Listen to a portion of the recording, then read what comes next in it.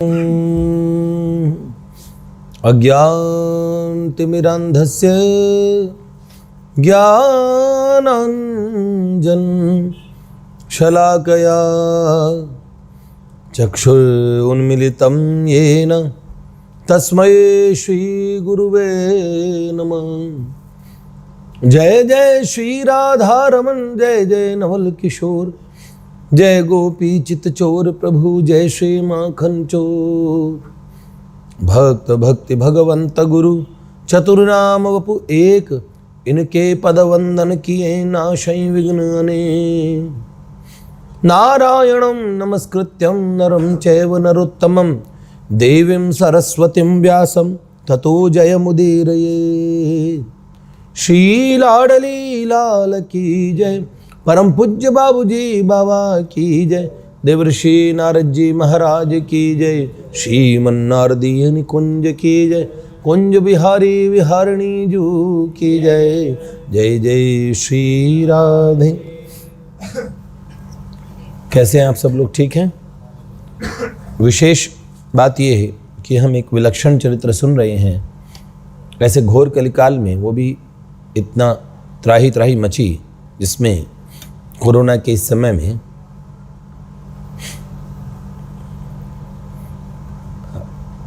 हम कुछ लोग ये वार्ता कर रहे हैं क्योंकि मंदिर बंद है। हम आपस में कक्ष में बैठ के कुछ ही भक्त ऐसी चर्चा भगवान की कर सकते हैं, पर हम कुछ इक्के दुक्के साधकों को ये लाभ क्यों मिले?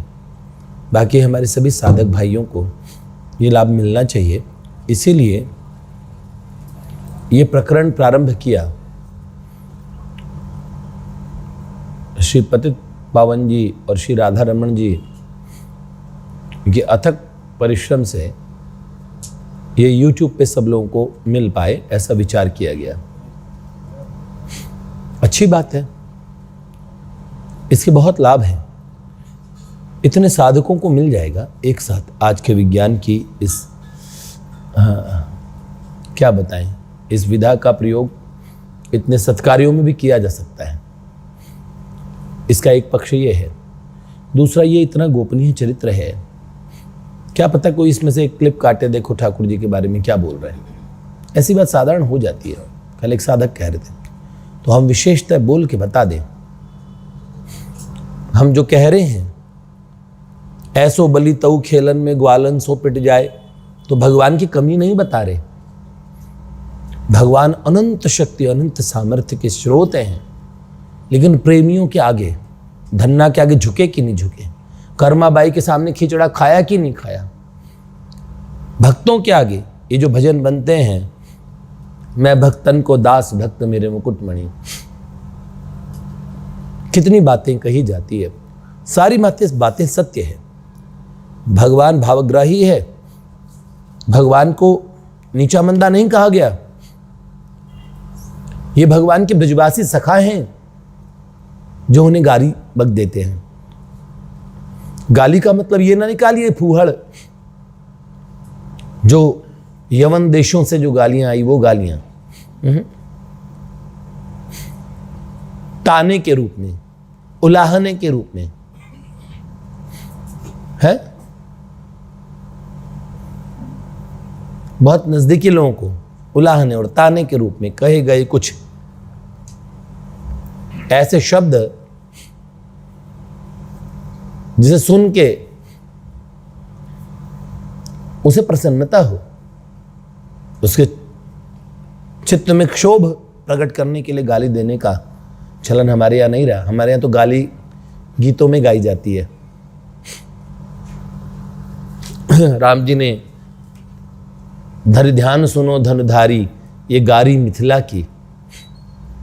तो ऐसी परंपराओं का अनादर नहीं है। ठाकुर जी वो कह रहे दारी के, ठाकुर जी वो कह रहे सारे, अरे साले नंद के लाल। ये कहने से ठाकुर जी की महत्ता घट नहीं जाती है। ये उनके मित्र कह रहे हैं, उनके प्राण सखा कह रहे हैं। ठाकुर जी के जो अभिन्न स्वरूप हैं, उन्हीं के स्वरूप से प्रकट सखा, इसलिए विवाद का विषय है ही नहीं। लेकिन आपको पता होना चाहिए अभी कोई एक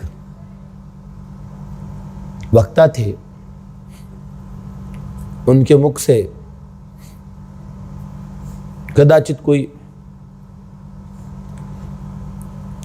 शास्त्र की व्याख्या विपरीत चली गई, ठीक नहीं थी वो, तो उनको हमारे महापुरुषों ने करेक्ट भी कर दिया, और वो महापुरुष भी बड़े सुहृदता से उन्होंने अपनी भूल को स्वीकार भी कर लिया। फिर भी एक बार विवाद बना दिया गया, देखो भगवान की इमेज को कैसे गिराया जा रहा है, श्री कृष्ण की इमेज को ऐसा कहा जाता है।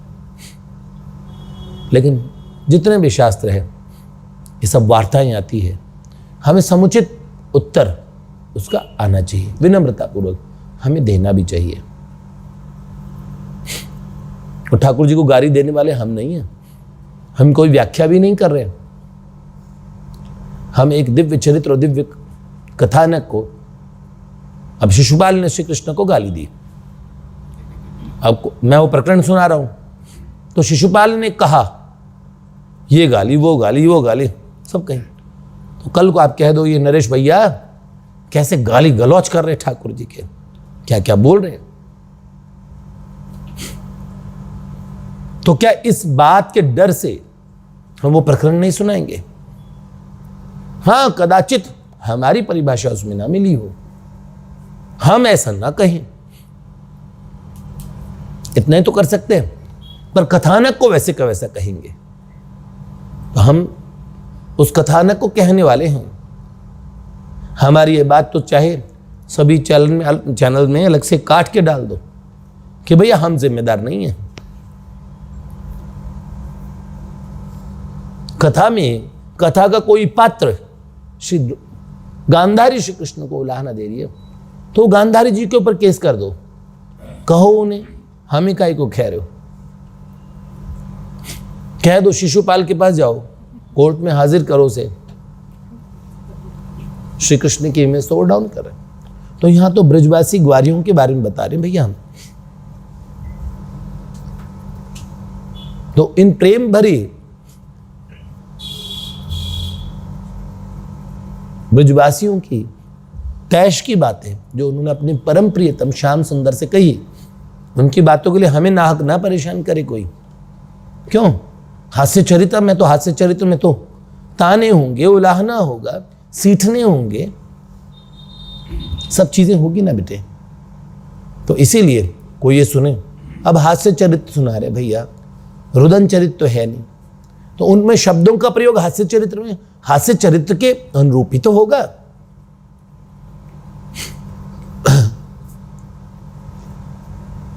बेचारा लेखक तो एक यंत्र है, इसका कोई यंत्री है जो ये लिखवा रहा है। ये प्रमाण भी पूछ सकता है। देखिए राघव जी ने कहा लोग पूछेंगे प्रमाण क्या इस चीज का, तो हम तो कहेंगे क्या प्रमाण है? कर्माबाई का खिचड़ा खाया था, तुम थे वहां पे, तुम्हारा सीसीटीवी कैमरा लगा था, तो कहेंगे महापुरुषों की वाणी है ना प्रमाण। हाँ, मतलब किसी की अनुभूति प्रमाण होती है बेटे।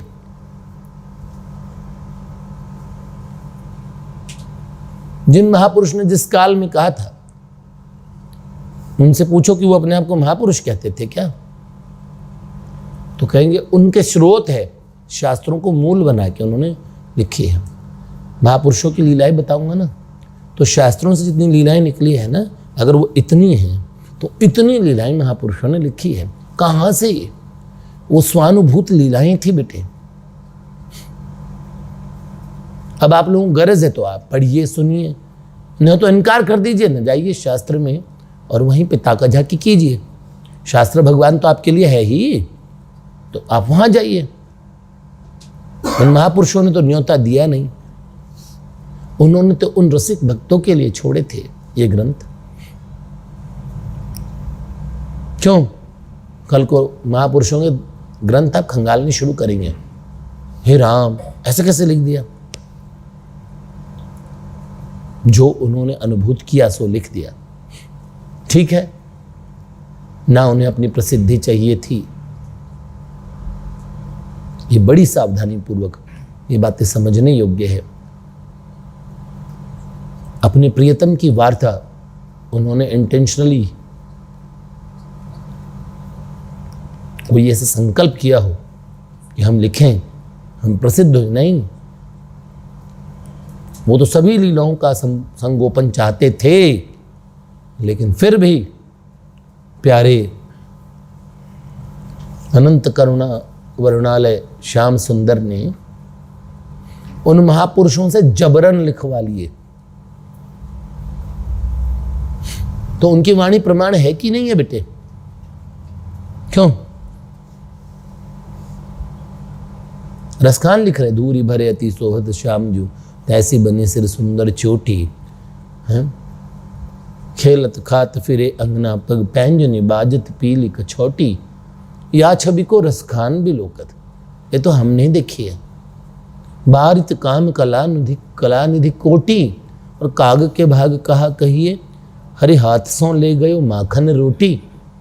ये कह दिया ना उन्होंने, कह दिया।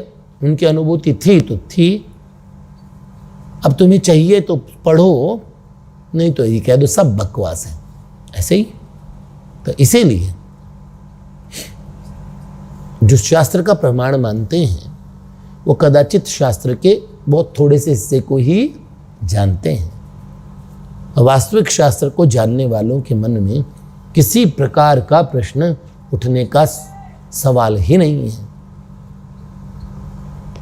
बहुत सारी शंकाओं का खड़ा होना ये बताता है कि हम शास्त्रों को सम्यक, हो सकता है हमने पठन किया हो, किसी सब्जेक्ट पे पीएचडी कर लेना बहुत नहीं है। भगवान वेद व्यास जी पीएचडी कर ली, कबीर जी पीएचडी कर ली, क्या लिखा?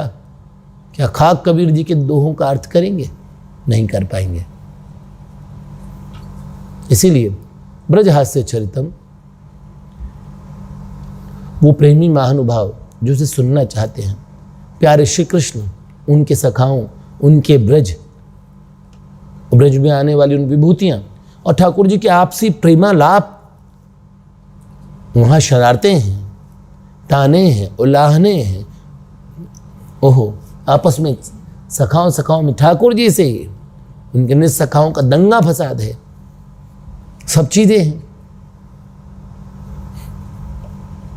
तो इसको इस तरीके से सुने कि हमारे हृदय में ठाकुर जी का चिंतन बने, उसे सुन के, उसे पढ़ के वो चिंतन ऐसा बने कि हम उस घटना में पहुंच जाएं। महर्षि वाल्मीकि ने रामायण लिख दी थी, बाबा तुलसी ने, देखिए, फिर रामायण को रामचरितमानस के रूप में क्यों लिखा? जन जन को ये अवसर प्रदान कर दिया कि श्री राघवेंद्र की सुंदर लीला अपने हृदय में वो अनुभव कर सके, मात्र उसके पठन से, मात्र उसके गायन से। कुछ चौपाइयां गा के देखिए। सतपंच चौपाई मनोहर, जान जो नर उर धरे, दारुण अविद्या जनित विकार क्या श्री रघुबर हरे। वास्तविक बात है, 5-7 चौपाई भी कोई याद कर ले, भगवान बड़ी कृपा करेंगे। तो इसीलिए सप्रेम सुनना ही समाधान है। बीच का कोई हिस्सा सुन के कोई निर्णय न ले, उसमें बाद में सब इस चरित्र में ही सारे समाधान आ जाएगा, हर बात का समाधान आ जाएगा। अगर ठाकुर जी पे कदाचित किसी लीला में कोई आक्षेप लगाए तो उसका समाधान भी आगे ही है, उसी में। जल्दबाजी न करें, सप्रेम इस चरित्र को सुने, दुराग्रह रहित, कोई आग्रह न रख के सुनेंगे तो सब समाधान पाएंगे। आप लोगों के लिए निवेदन है, हम चाहते हैं कि ब्रजहास्य चरितम का ये आगे जो आने वाला हिस्सा है उसमें ये जो हमारा निवेदन है कि लोग सुने, पर पहले इसे सुने। ब्रजहास्य चरित्र सुनने से पहले अपने मानसिक, अपने दृष्टिकोण को ऐसा बना ले। मंगलाचरण में तो कोई हमने विवाद की बात नहीं कही है, लेकिन आगे तो विवाद ही विवाद है। पूरा चरित्र ही विवाद है। सखाओं में, ठाकुर जी में, उनकी गोपियों में, सब में वाद विवाद यही है। और उस विवाद से आपका संवाद एक दिन ठाकुर जी से हो जाएगा, ये पक्की बात है, आप देखिएगा। और ये विवाद के संवाद कहां से पहुंचे, कौन है वो संवाददाता? कोई प्रामाणिक स्रोत ही रहा होगा। किसी के ऐसा तो दिमाग खराब नहीं हुआ होगा कि ऐसे ही बैठ के तुकबंदियां कर डाली। और अच्छी बात है, तुलसी बाबा भी कहते हैं मेरे में कोई चौपाई और कवित्व इत्यादि का, मेरे कविता का ज्ञान नहीं है, बस एक ही चीज इसमें ठीक है, बस यही मई रघुपति नाम उदारा। इसमें श्री रघुवीर श्री राघवेंद्र का नाम तो है, प्यारा नाम, इतना कहा बाबा तुलसी ने। हम भी कहते कुछ नहीं, आप कुछ भी ना मिल रहा, तो प्यारे लाला नंद, लाला नंद, उनके लाला, उनके श्री नंद जू, मैया जसोदा, उनके प्यारे नंद कुमार, श्री दाऊ भैया, प्यारे प्यारे सखाओं, इतने सखाओं का नाम है इसमें, एक साथ पहले आपने कभी सुना ही नहीं होगा। इतने गोपनीय चरित्रों का नाम है, उन पात्रों के बारे में पढ़ेंगे, सुनेंगे तो इतना तो फायदा होगा। बाकी तो ये प्रश्न का विषय कि ठाकुर जी ने मटकी फोड़ी थी कि नहीं फोड़ी थी, सच में ऐसे शरारत की थी कि नहीं की थी, खेले थे कि नहीं खेले थे, कौन सा खेल खेले थे, इतना सब जानना है तो भैया थोड़ा आगे बढ़ना पड़ेगा। आओ इसमें भागीदार बन जाते हैं, सहभागी बन जाते हैं। आइए उन सब लीलाओं का अनुभव करके देखिए। आइए, तो ये मेरा न्योता है आप सब लोगों को, किसी चीज को रिजेक्ट करने से पहले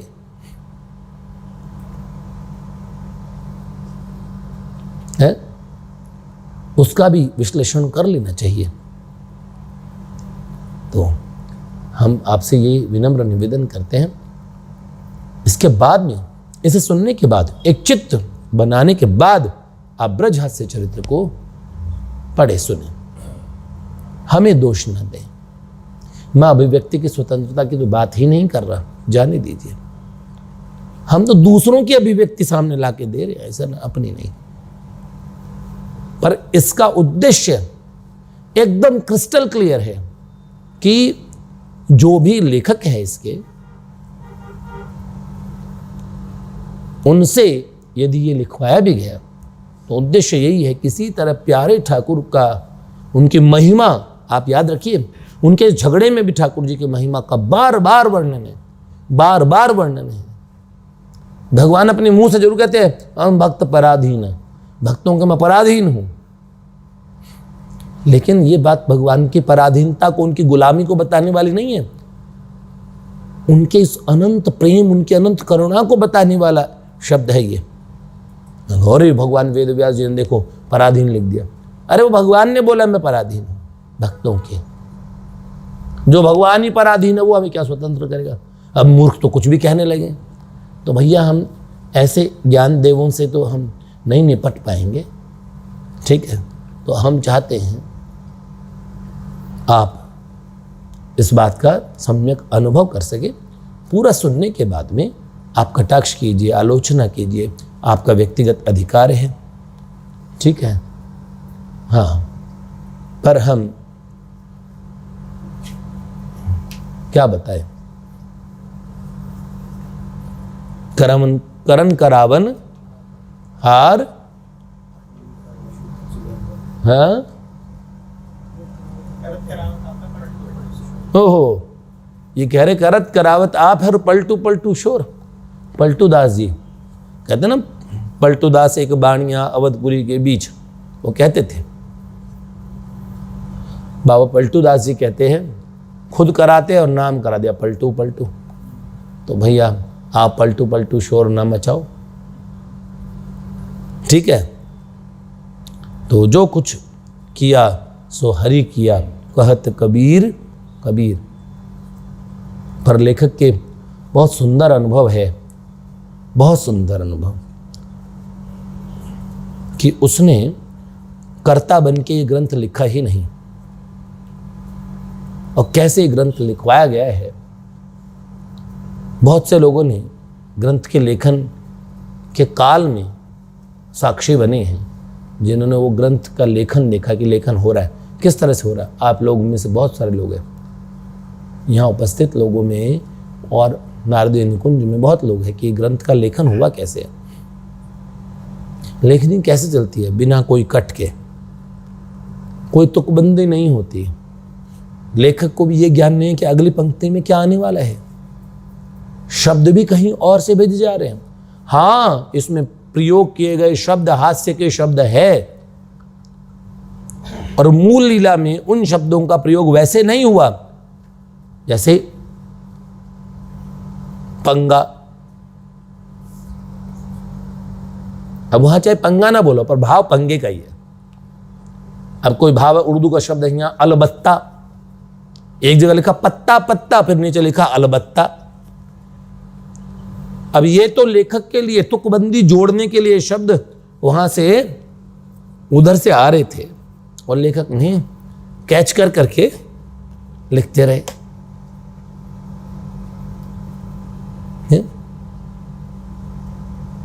अब कदाचित कोई सोचे वैक्सीन सेंटर वाला वैक्सीन भेज रहे हैं मोदी जी, और मैं कर देखो मैंने तुम 40 लोगों के सुई ठोके, एहसान मानो मेरा।